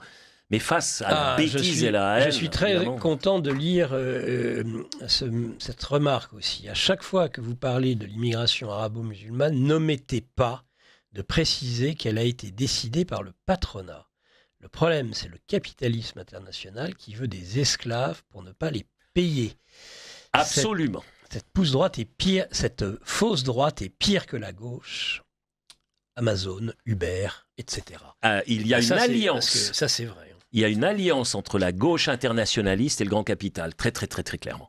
Et je vous rappelle quand même d'un temps, oui, quand même assez lointain, parce que j'ai quand même certaines heures de vol dans les ailes, mais il y avait un certain Georges Marchais, c'est un scandale qu'il disait, et qui fustigeait la politique d'immigration en disant, mais on est en train de nous casser le prolétaire de chez nous, là, on le concurrence par plus faible que lui, qui travaille pour une croûte de pain, et notre gaillard ici, tous ses acquis sociaux, tout ça fout le camp. Et il avait tellement raison, Georges Marchais, donc vous imaginez, je soutiens un communiste ici, au microphone de Radio Courtoisie, mais il avait raison, c'est juste. Moi, je me suis battu contre la libre circulation lorsque la Suisse a signé ses contrats, en disant, mais vous vous rendez même pas compte, c'est une spirale de la pauvreté, c'est une spirale descendante. Vous allez simplement concurrencer les plus faibles d'un pays par plus faible qu'eux. Et on a vu à un certain moment, par exemple, les Ukrainiens, avant la guerre en Ukraine, qui concurrençaient les bas salaires au Portugal, qui travaillaient pour encore moins. Donc, vous faites que remplacer et descendre les salaires et augmenter la part des prolétaires et vous finissez par faire fondre la classe moyenne. C'est que ça. Et c'est effectivement, ce monsieur a parfaitement raison, c'est le grand capital qui s'allie à la gauche donne la caution morale à la chose. Vous contrôlez les masses, nous on contrôle le capital, on se met ensemble, on contrôle le monde. Voilà. Bon résumé de la situation, et voilà, ne rien omettre, ni dans un cas, ni dans l'autre. Et je crois que là, on commence à voir un peu les choses et qu'on peut se retrouver entre patriotes. Absolument d'accord sur cette façon de voir les choses. Bravo à cet auditeur et bravo à vous de l'avoir synthétisé ainsi, cher Oscar. Alors là, c'est des sujets, là, on va aller, et puis après on va revenir sur le livre. Les originalités de mon cher Denis, qui a un petit peu ses marottes. Cher Oscar Freisinger, vous parlez de temps long, c'est justement le cas de la royauté que vous n'avez pas connu, nous Français si, mais je n'oublie pas, dit-il entre parenthèses, en effet il vous connaît bien et vous apprécie, Denis, pourquoi Didier? Mais je n'oublie pas non plus que vous êtes à moitié autrichien. La monarchie. Évidemment, là, il y a une solution pour la France, la monarchie. Le Saint-Empire romain a quand même duré environ 1000 ans. Et il s'est terminé sous les coups de boutoir des armées napoléoniennes en 1805 ou 6 par là autour, lorsque Napoléon a occupé Vienne. Et ça a été la fin du Saint-Empire. Donc, mais c'est vrai qu'il a eu une grosse durabilité. Mais par contre, je viens de la Suisse aussi. Et la Suisse, elle s'inscrit dans un temps long qui est dicté par l'évolution de la nature. Et ça, évidemment, c'est le temps le plus long. Rebonjour, la Suisse est équilibrée sans doute, mais aussi divisée entre la Suisse alémanique et la Suisse francophone, ce qui fait qu'à Genève se trouve un monument en l'honneur des Suisses pour la France. Il doit y avoir l'équivalent à Zurich. Bon, mais on a 4 langues nationales. Il y a aussi les Tessinois et il y a les Romanches. Bon, les Romanches, ils sont quelques dizaines de milliers, c'est très peu, mais quand même. Et nous vivons depuis si longtemps en bonne entente. Nous avons réussi par le fédéralisme, la subsidiarité, mais par nos institutions et le fait qu'on soit une confédération et pas une république centralisée, etc. Nous avons réussi à faire en sorte à ce que il y ait des échanges culturels, il y a du dialogue. Le Suisse est Suisse d'abord. Donc même pendant la Deuxième Guerre mondiale, il y avait effectivement des velléités un peu brunes du côté de la Suisse allemande, mais ça restait très minoritaire. Les Suisses ont toujours eu une grande suspicion par rapport à leurs voisins du Nord. Les Suisses allemands, d'ailleurs la preuve de la décentralisation du monde germanique, c'est que vous faites une carrière, admettons, vous voulez faire une carrière artistique en France, vous êtes obligé de monter sur Paris. Si vous ne partez pas de Paris, vous n'avez pas pignon sur rue à Paris, c'est très difficile de faire une carrière artistique en France, parce que tout est centralisé. C'est vraiment comment on appelle à la mégapole, là, au milieu, ça a un nom. Paris, ça s'appelle la métropole. D'accord, c'est la métropole. Ce n'est pas comme ça dans les pays germaniques, c'est-à-dire que vous pouvez faire une carrière, chanteur lyrique, théâtre, n'importe, littéraire, autre, partir de Zurich, partir de Salzbourg, Vienne, Munich, Cologne, Hambourg, vous n'êtes pas obligé de partir de Berlin. Et c'est toute la différence. Et donc, ça fait que les Suisses, ils ont leur culture, ils ont même maintenu leur dialecte. Donc, pour eux, le Hochdeutsch est une langue étrangère. Ils l'apprennent comme deuxième langue. Parce qu'à la base, Schnurren, c'est-à-dire les actes, jetzt Woche. Vous voyez ce que ça donne. Donc, ça vous semble être une maladie de la gorge, mais bon, ils parlent ce dialecte-là, quoi. Donc... L'auditeur qui revient à la charge, là. Votre invité semble d'accord avec moi sur les arabo-musulmans. Mais il n'est peut-être pas assez proche pour que vous l'entendiez. Je ne suis pas assez proche, on doit être à 30 cm l'un de l'autre. Heureux d'avoir... Alors, le deuxième point, alors là c'est un monument de remarque. Heureux d'avoir été secouru quand nous avons été envahis. Vous ne semblez pas vouloir être solidaire, monsieur Stocker.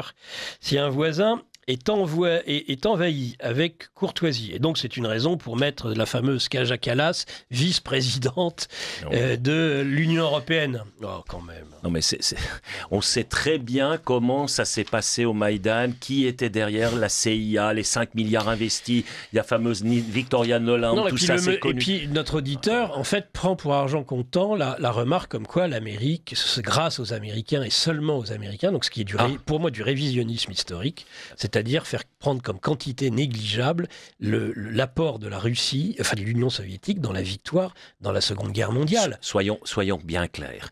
Si la Wehrmacht, et la Première Guerre mondiale, si la Wehrmacht ne se saigne pas à blanc sur le front de l'Est, 150 ou 160 divisions, des millions d'hommes perdus, s'ils ne se saignent pas à blanc là-bas, nulle chance de débarquement. Imaginez toutes ces troupes situés en France au moment où ils font le débarquement. Mais ils sont morts. Ils n'ont aucune espèce de chance. Zéro. Parce que le gros de l'armée allemande se trouvait sur le front de l'Est. C'est quasiment le... Je ne sais pas, je ne peux pas dire en pourcentage, mais je pense que, en tout cas, passer la moitié de l'armée allemande se trouvait sur le front de l'Est. Donc, vous imaginez ce que ça veut dire. Et puis imaginez quand même que l'opération Overlord est une libération de la France. Bon.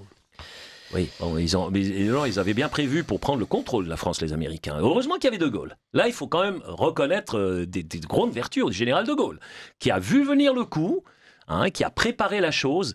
Je vous rappelle les Britanniques aussi, quand ils ont gentiment bombardé la flotte française à Mers-el-Kébir, c'est aussi sympathique ça, n'est-ce pas? Donc c'est jamais aussi noir et blanc qu'on veuille bien le dire. Donc là, il y a des zones, les bombardements sur Calais, etc. Il y a eu pas mal de choses quand même qui sont pas propres. C'est comme, je prends simplement, si on prend la Deuxième Guerre mondiale, quel a été le plus grand massacre de la Deuxième Guerre mondiale de civils, d'enfants, de vieillards, etc., qui n'avaient aucune raison stratégique ou tactique ou militaire? C'est comme le bombardement de Dresde. Et moi, j'ai beaucoup lu là-dessus. Les chiffres sont totalement sous-estimés. C'était vraisemblablement 200 à 250 000 personnes qui sont mortes. C'est plus que Hiroshima et Nagasaki réunis.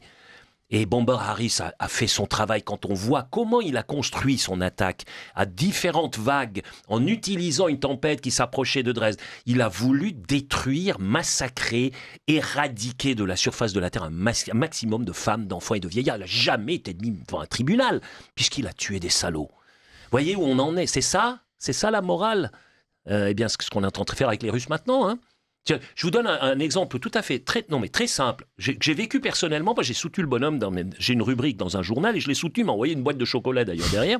C'est un certain Lederach, il s'appelle, chocolatier. Un jour, il a participé, il a donc une chaîne, c'est des chocolats, bon, ils coûtent assez cher, mais c'est vraiment les meilleurs chocolats du monde. Ah, non, mais vraiment, c'est le top du chocolat, vous ne pouvez pas trouver mieux. Ah ouais, non, c'est encore au-dessus de Lindt et Sprüngli, donc c'est clairement nettement meilleur. Et le gars, il participe à une marche pour la vie, parce qu'il est contre l'avortement. Alors il participe à la marche pour la vie. Vous savez que le Parti socialiste suisse, enfin les jeunes socialistes suisses, ont demandé de boycotter les magasins Lederach. Et je me souviens, en 30 ans, on disait n'achetez pas chez le juif. Et là, c'est n'achetez pas chez Lederach. Donc, je veux dire, c'est ce genre de mécanisme, moi, je les trouve déplorables.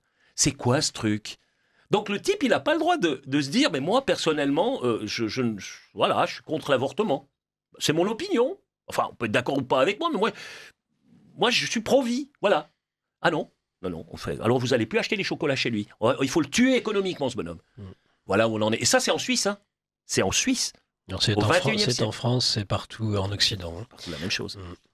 On termine peut-être... Est-ce que vous avez entendu parler, cher Oscar, d'un projet citoyen des neiges helvètes qui propose un royaume des Suisses? Ça m'aurait étonné. Donc c'est relayé par notre ami le professeur Tournafond. C'est comment le projet, quoi? Citoyen des neiges. Citoyen des neiges. Alors ça, je sais pas, ça me laisse de glace. Mais bon.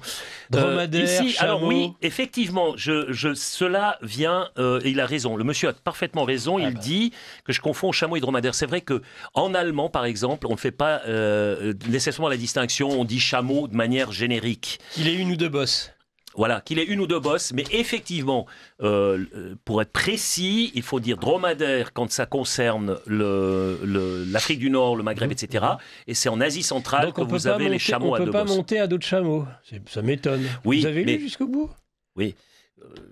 D'accord, donc, le second peut être monté par un homme car il n'a qu'une bosse. Le premier en a deux et ne peut servir qu'au transport de marchandises. Le chameau vient d'Asie centrale, steppe et désert du Gobi, c'est juste. Le dromadaire est d'origine de l'Arabie et du Sahara. Mais c'est vrai que dans l'usage habituel, on utilise le mot chameau, pas pour distinguer chameau de dromadaire, c'est un peu générique. En tout cas, en allemand, on le fait comme ça.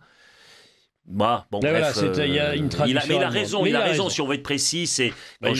Il en sera enchanté. Et qu'on ait donné droit à sa question, comme à toutes les questions. Vous avez été très nombreux à réagir, je vous en remercie. Il reste que 4 minutes avant le libre journal des controverses de Mike Borowski, que je voyais au téléphone affairé. Il a de la chance, il a encore un téléphone portable, car moi je n'en ai plus. C'est tombé à l'eau. C'est ça. Ton téléphone n'était pas cuvette proof. C'est ça. Ne cherchez même plus à m'appeler. Je ne suis plus connecté. Allô, ici les chiottes. Oh, arrête. Non. Là, ça, on va se faire censurer.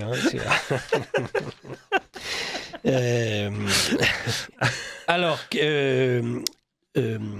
conclusion sur le livre Verseau aux éditions Séléna. Pour ceux qui n'en ont pas eu assez, et on pourrait les comprendre, de ce livre, et qui veulent en entendre un petit peu plus, eh bien, ils ont la possibilité, donc à 14h, d'aller à la Librairie Française, 202 rue Le Courbe. Et là, vous rencontrerez en chair et en os Oscar, et vous pourrez entendre ses lectures ou vous faire dédicacer son livre, ou un des livres précédents d'ailleurs. Un des livres précédents, que ce soit Animalia, L'oreille aveugle, il y aura tout ça. Il y aura tout ça. Ouais. Alors, conclure sur ce sujet. Eh bien, je veux dire, que nous apporte, que ce que j'ai voulu peut-être transmettre aux lecteurs de cet ouvrage, c'est que vous avez là deux visions du monde, la vision technologique, très cérébrale, très utilitaire d'un ingénieur européen qui est confronté à une vision mystique du monde, à une sorte d'animisme religieux, une sorte de vie très, très primitive et naturelle et à la limite de ce qui est supportable pour les êtres humains. Et ces deux se rencontrent. Et au lieu de se confronter, ils vont collaborer. Ils vont travailler main dans la main et arriver à construire quelque chose ensemble. Et chacun va profiter de la sagesse très particulière de l'autre. Ce n'est jamais que dans un sens, c'est dans les deux sens.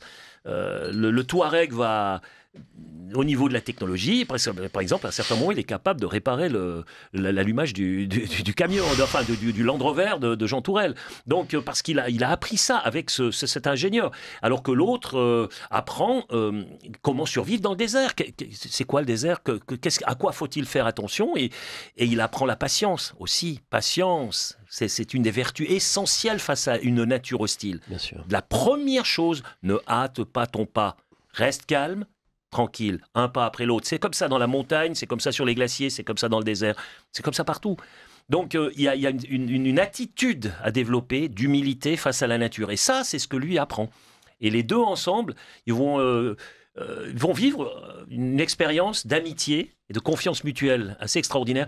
Et je crois que c'est un peu quelque chose que j'aimerais transmettre comme message en disant, arrêtons, prenons un exemple palestinien, israélien, russe, occident, arrêtons de diaboliser les autres. Accordons-leur le privilège et le droit d'être humains, eux aussi, et parlons d'humain à humain, et arrêtons de diaboliser l'autre, parce que là, le dialogue devient impossible. Par contre, il ne faut jamais oublier ces criminels. Ces criminels, eh bien, ils existent. Ce peut être des criminels de guerre, des crimes contre l'humanité. C'est le cas des nazis, je suis désolé de le dire. Et même si on ne réduit pas à un ascendant, une personne, remarque de cet auditeur, je remarque que les petites filles et les petits-fils des nazis ont pris le pouvoir en Europe.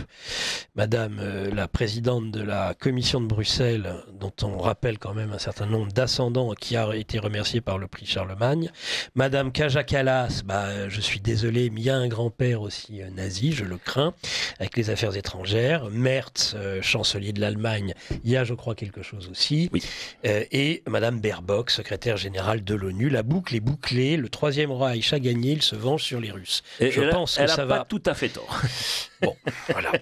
Et puis la dernière question, je vous la laisse, j'ai pas eu le temps. C'est terminé, cette émission est terminée. Je vous remercie tous. Je remercie à nouveau Patrice et Sylvie. Je remercie évidemment Virginie pour cette réalisation. Et vous retrouverez maintenant, juste à partir de 10h30 jusqu'à midi, l'excellent Mike Borowski et son livre journal des controverses. Merci Oscar, à très vite sur Radio Courtoisie. Merci Nicolas et à la prochaine. À la prochaine. Et vous appelez à la mise en place d'un euro numérique. Absolument. Absolument. Nos élites déroulent leurs plans contre nous. Mais nous aussi on a des plans contre eux. Déjà au travers de nos émissions avec une revue de presse économique pour faire le point avec vous, puis dans notre revue mensuelle avec des analyses financières et des solutions de décentralisation, et surtout dans notre stratégie anti-CBDC. Plus de 3 heures de contenu exclusif et gratuit pour apprendre concrètement à préserver votre épargne. Au programme, protection anti-crise, anti-banque, anti-État et bien d'autres solutions. Le temps joue contre nous, mais on peut se défendre.